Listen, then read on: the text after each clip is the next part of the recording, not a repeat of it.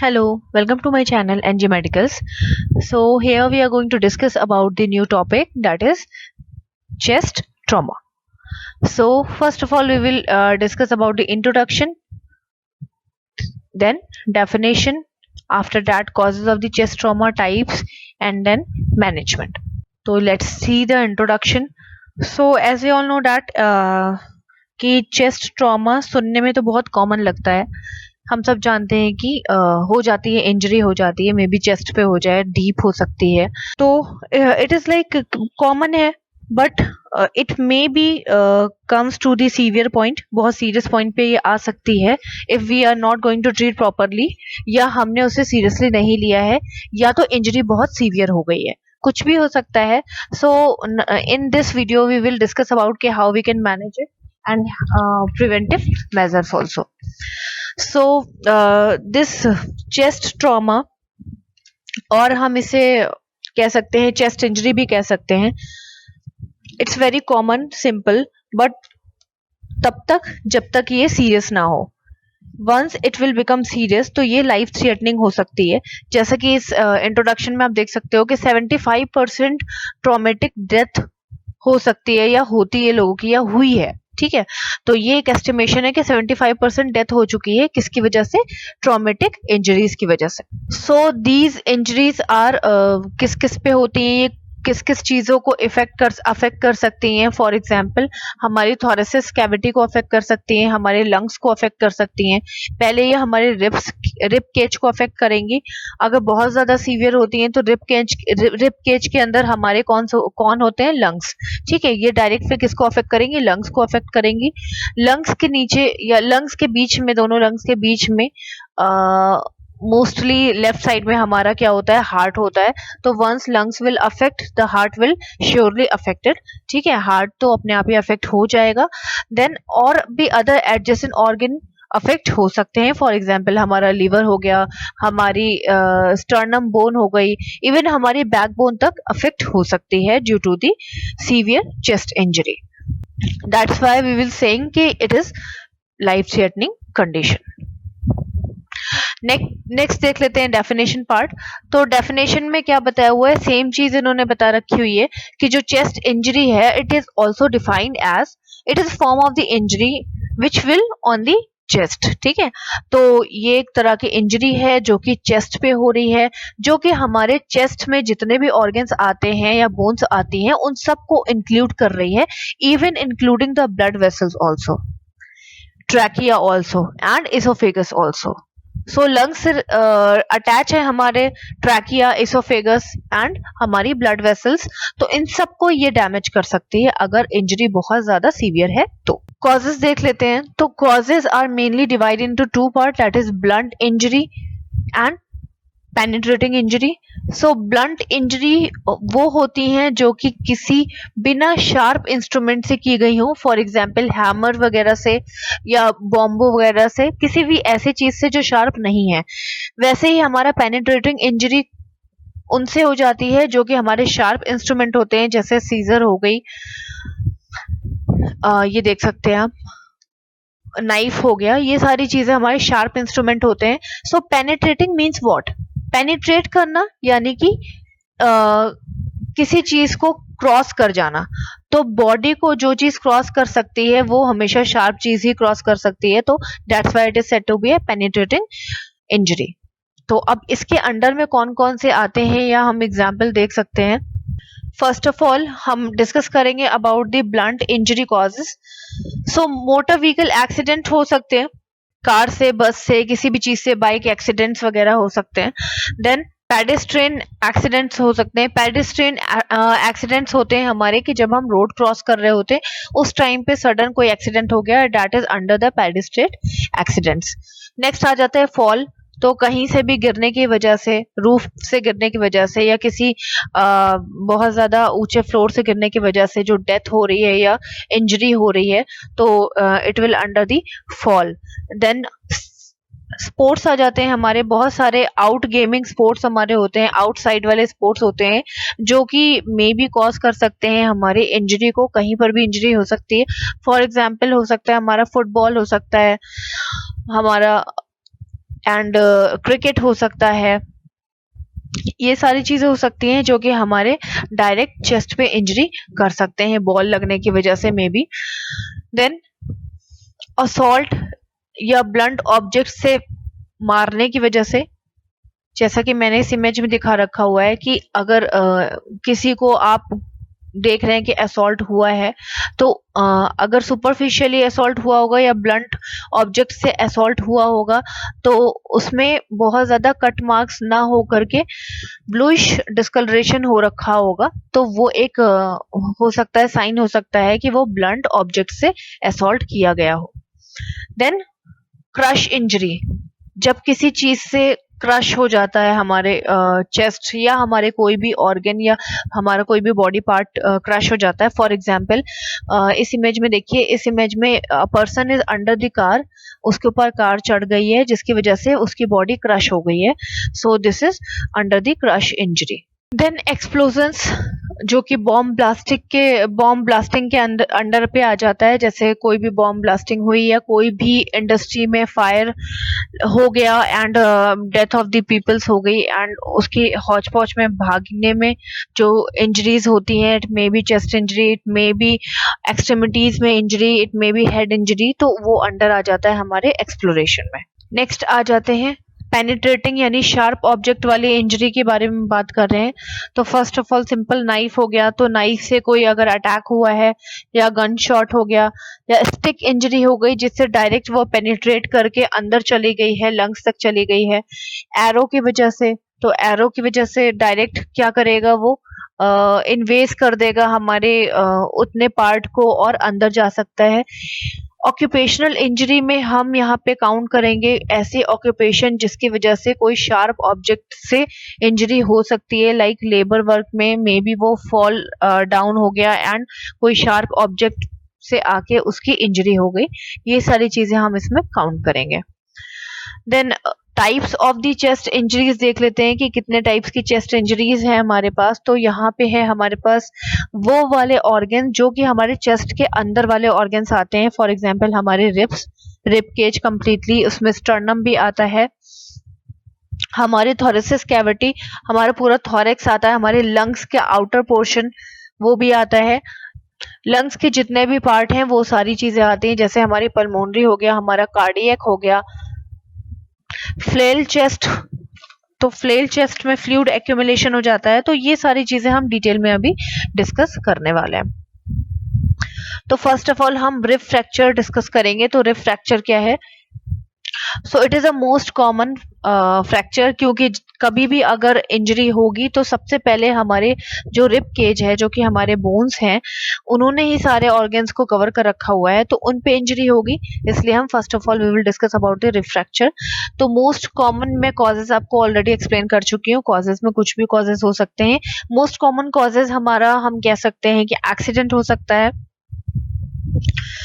तो इस प्रॉब्लम की वजह से मेनली रेस्पिरेटरी सिस्टम में बहुत ज्यादा डिले या रेस्पिरेटरी सिस्टम में डिफेक्ट आ सकता है, या may be morbidity and mortality chances increase हो सकते हैं।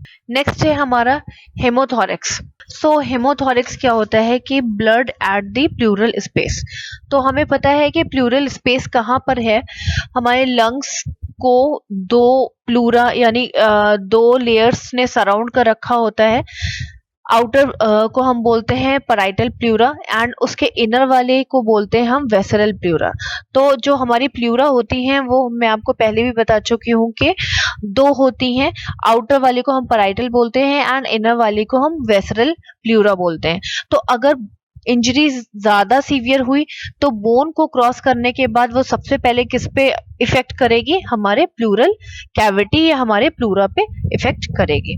तो इसके अफेक्ट करने की वजह से क्या हो रहा है कि हमारे प्लूरा में इंजरी हो रही है, टिश्यू डैमेज हो रहे हैं, और जो नेक्रोसिस की वजह से क्या हो रहा है कि पस फॉर्मेशन और इन्फेक्शन के चांसेस इंक्रीज हो रहे हैं, which will directly lead to the abnormal blood accumulation into the pleural cavity. तो प्लूरल कैविटी क्या है? दो प्लूरा के बीच का जो स्पेस है उसको हम बोलते हैं pleural cavity.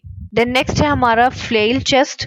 So flail chest as we all know that कि वेसरल और पैराइटल प्लूरा जो होती हैं वो हमारे अटैच होती हैं किससे, हमारी जो बाहर वाली प्लूरा है, बाहर वाली जो प्लूरा है वो किससे अटैच हो रही है, वो डायरेक्टली हमारे रिब्स से अटैच होती है। और जो अंदर वाली प्लूरा होती है वो डायरेक्टली अटैच होती है किससे, हमारे यहाँ पे देखिए लंग्स से अटैच होती है, राइट। दोनों का फंक्शन भी बहुत ज्यादा इंपॉर्टेंट होता है, क्योंकि जब हम ब्रीथ इन करते हैं, जब हम सांस लेते हैं तो अंदर एयर जाती है और हमारे लंग्स एक्सपैंड होते हैं। तो वो एक्सपैंड कौन करा रहा है, हमारी बाहर वाली प्लूरा यानी पैराइटल प्लूरा।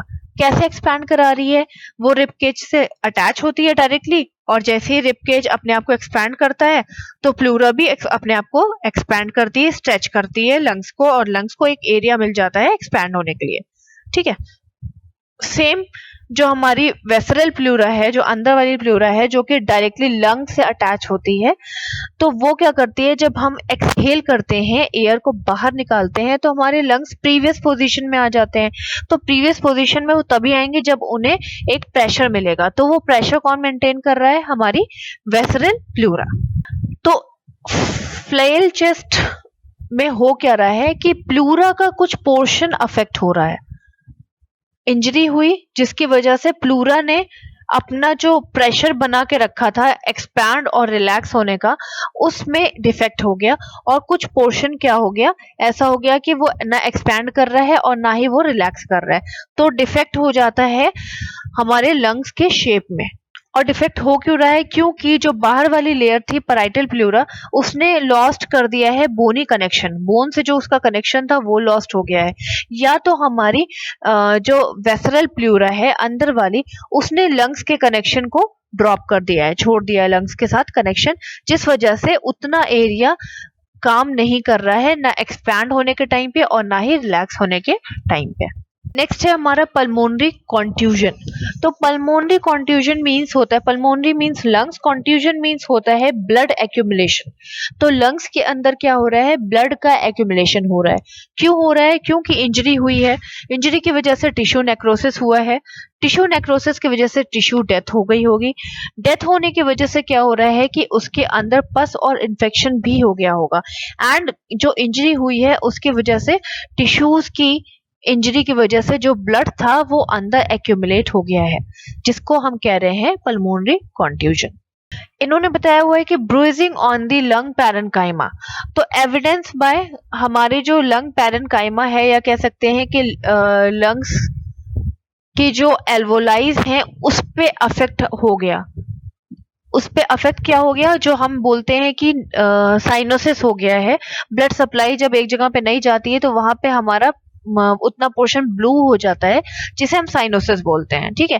तो वो ब्लू पोर्शन हो गया हमारे कहाँ, मेन बलून लाइक स्ट्रक्चर्स में, जिसको हम लंग पैरेन्काइमा बोलते हैं, एंड अदर नेम या उसका कॉमन नेम है lung एल्वोलाइज।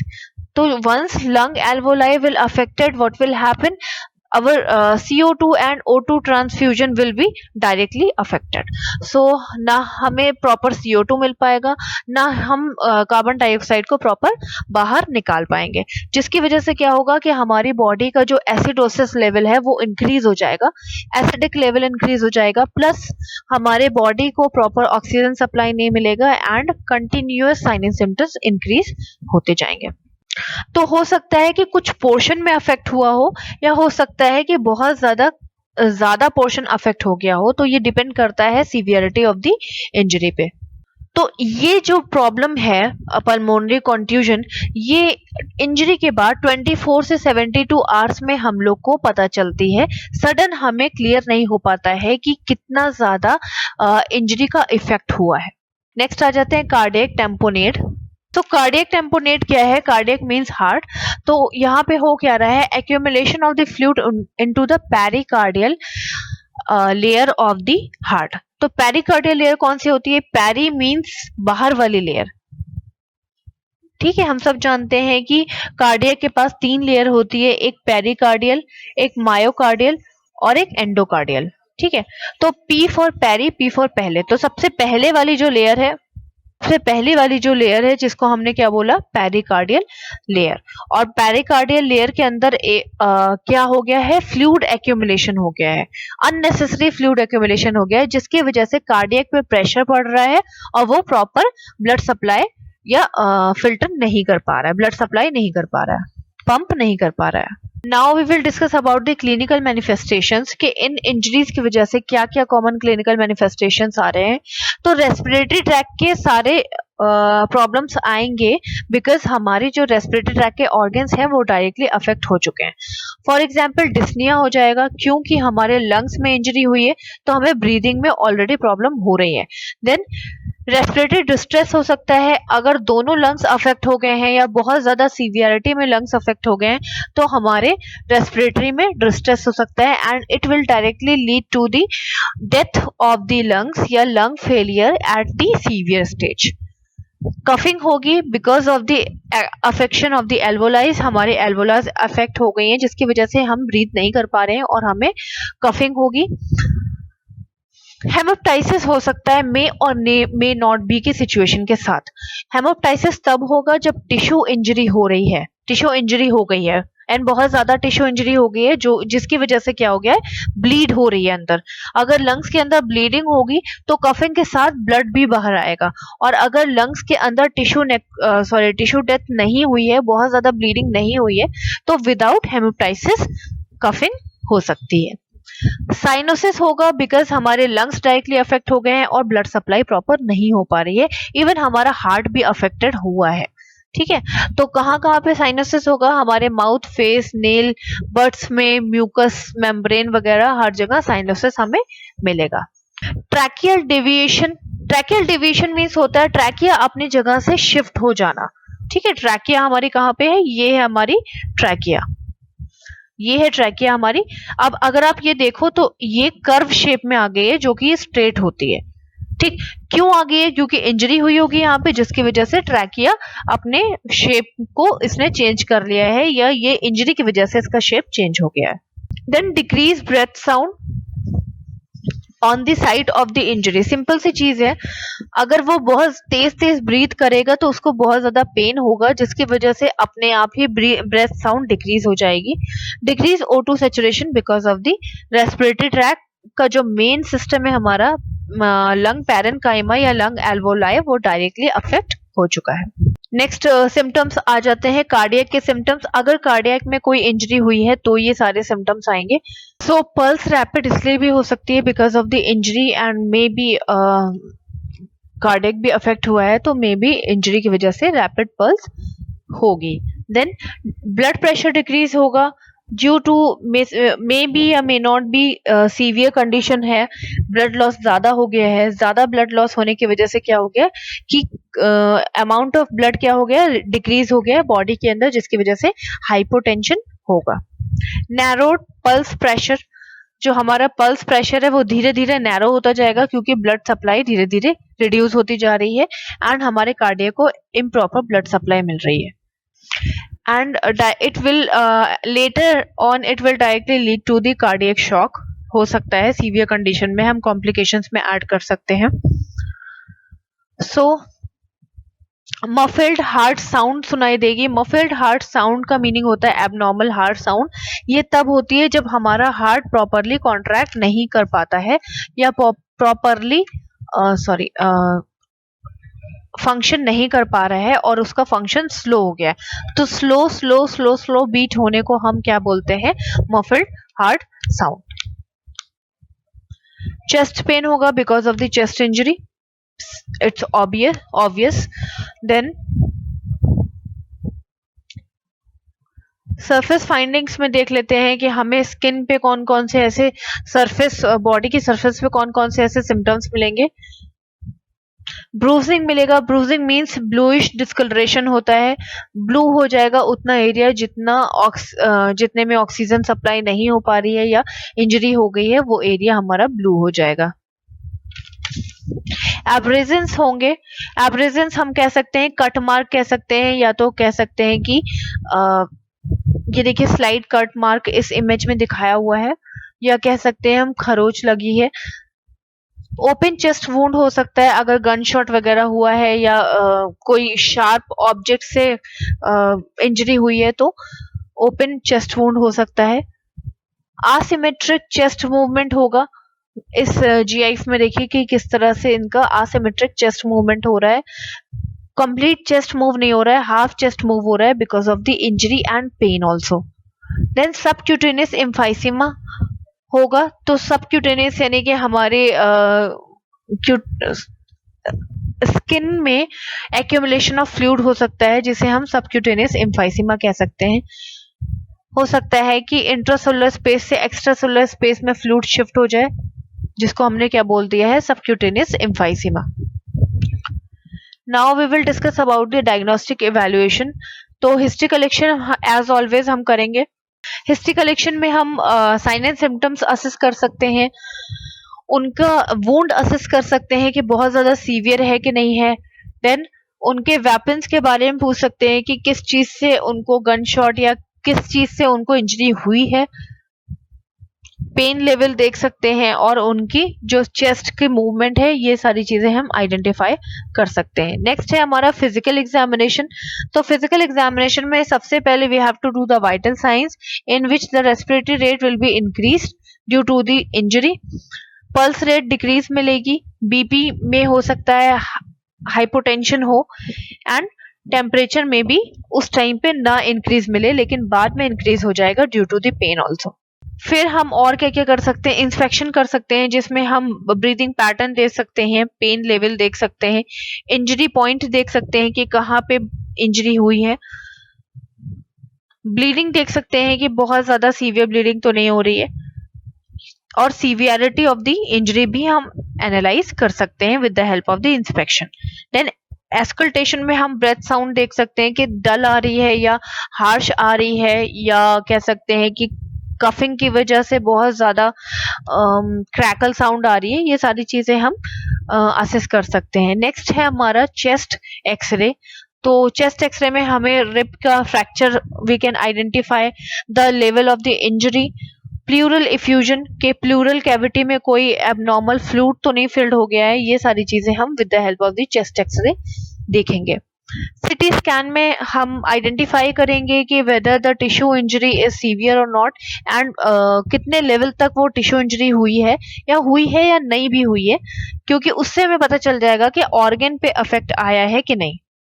Then complete blood count हम देखते हैं। सीबीसी में मेनली हम डब्ल्यूबीसी पे ज्यादा ध्यान देते हैं कि डब्ल्यूबीसी काउंट कितने इंक्रीज हुए हैं।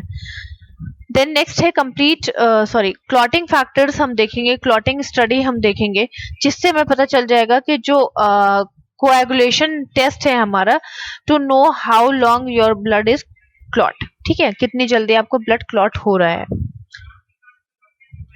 Then type of the blood देख सकते हैं क्रॉस मैच के लिए, क्योंकि हमें पता होना चाहिए कि पॉजिटिव है कि नेगेटिव है ब्लड ग्रुप उनका, जिसकी वजह से हम ब्लड को अरेंज कर सकें जल्द से जल्द, क्योंकि मे बी बहुत ज्यादा ब्लड लॉस हो चुका है। इलेक्ट्रोलाइट्स को हमें मेंटेन करके रखना है, क्योंकि हम सब जानते हैं कि इलेक्ट्रोलाइट्स हमारे अंदर जो केमिकल्स होते हैं वो होते हैं हमारे इलेक्ट्रोलाइट्स, जो कि हमारे अंदर के ऑर्गन्स के फंक्शन को मेंटेन करके रखते हैं, क्योंकि वो हमारी बॉडी को हाइड्रेट करके रखते हैं।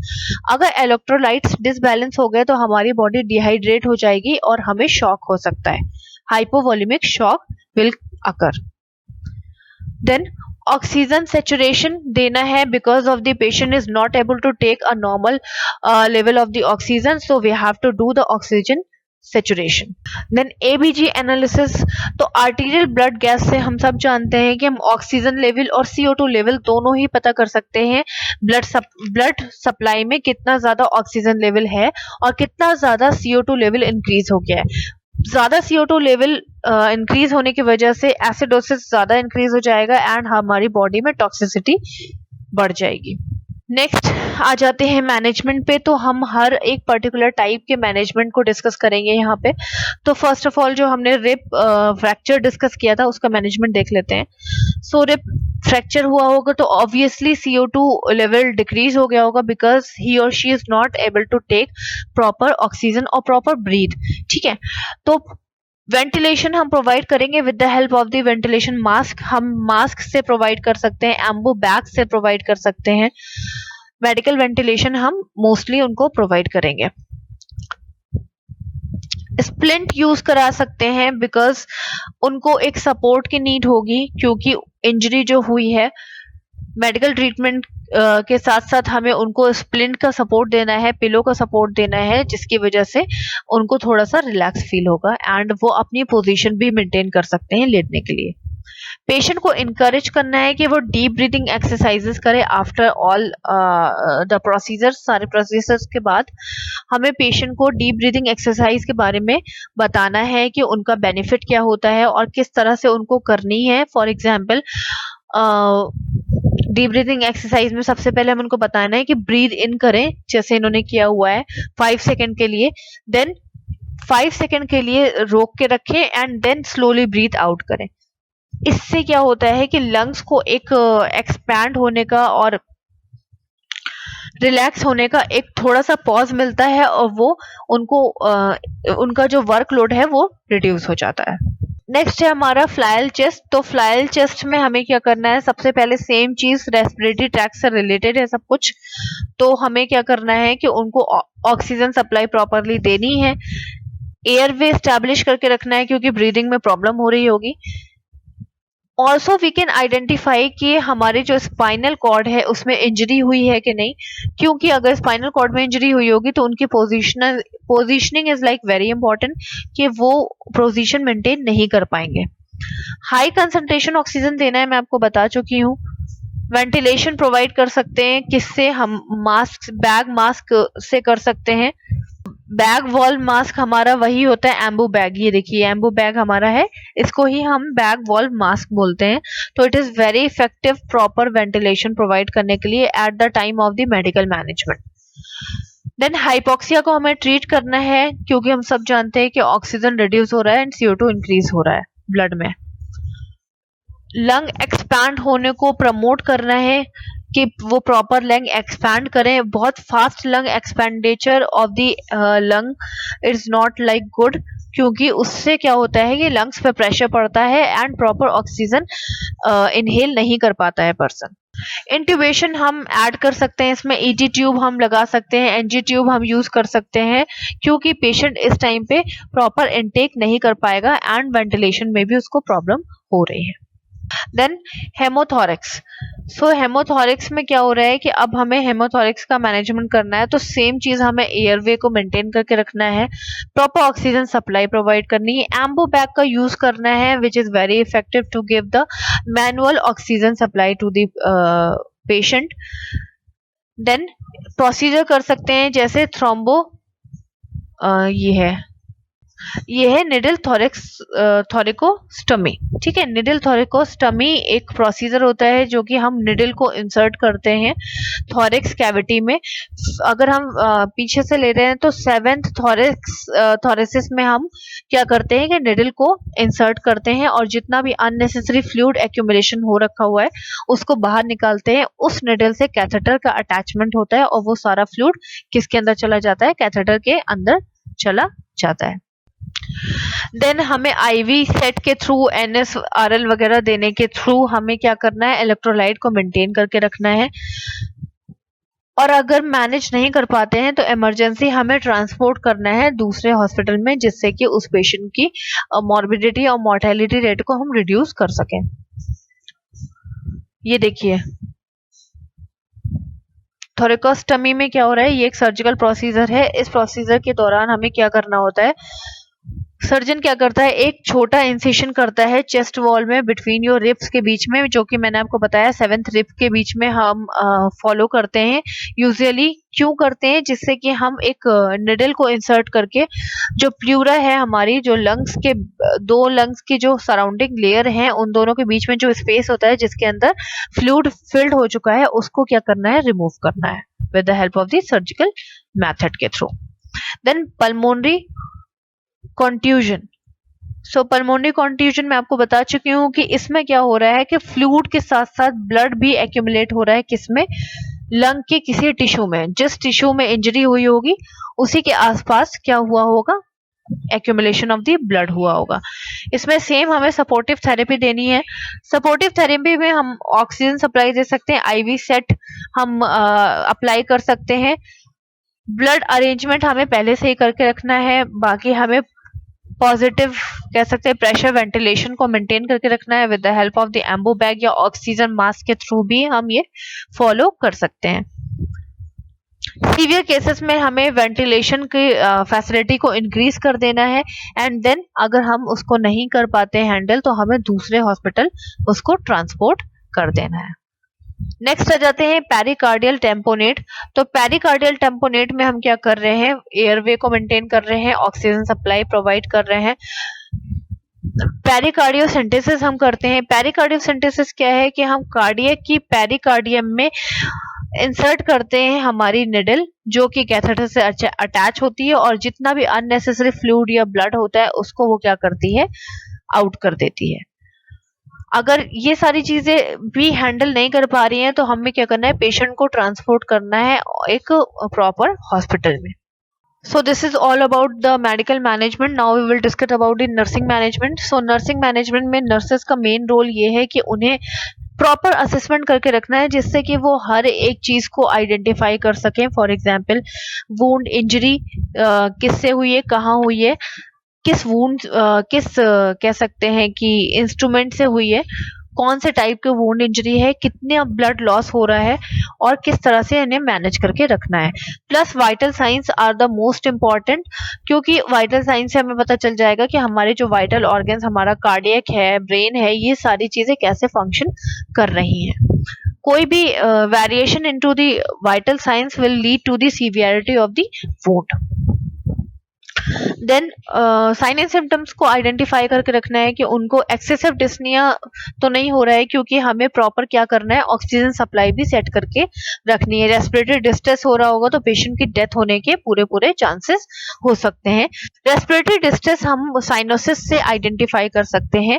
जैसे कि मैंने आपको बताया कि माउथ, फेस और नेल बर्ड्स वगैरह में साइनोसिस हो रहा है तो उस टाइम पे ही हम आइडेंटिफाई कर लेते हैं कि इसको ऑक्सीजन की प्रॉपर नीड चाहिए। कार्डियोवैस्कुलर सिम्टम्स भी हम आइडेंटिफाई कर सकते हैं, जैसे कि चेस्ट पेन उसको हो रहा होगा, रैपिड पल्स हो रही होगी या बहुत स्लो पल्स हो रही होगी, ब्लड प्रेशर बहुत ज्यादा डिक्रीज हो गया होगा, चेस्ट पेन हो रहा होगा, ये सारी चीजें हमें आइडेंटिफाई करके रखनी है। देन सुपरफिशियल जो भी हमें इंस्पेक्शन के थ्रू चीजें मिलती हैं, जैसे ब्रूजिंग हमें मिल रही थी, ब्लूइश डिस्कलरेशन, एब्रेजन्स हमें मिल रहे थे जिसको हम खरोच बोलते हैं। देन ओपन वुंड, हर तरह की जो इंजरी है वो हमें प्रॉपर उसके इंफॉर्मेशन फिजिशियन को प्रोवाइड करनी है। So this is all about chest trauma. I think clear हुआ होगा। It is not so tough and also not important that much. So thank you so much. If you are having any doubt, you can ask me in a comment box. Thank you and have a nice day.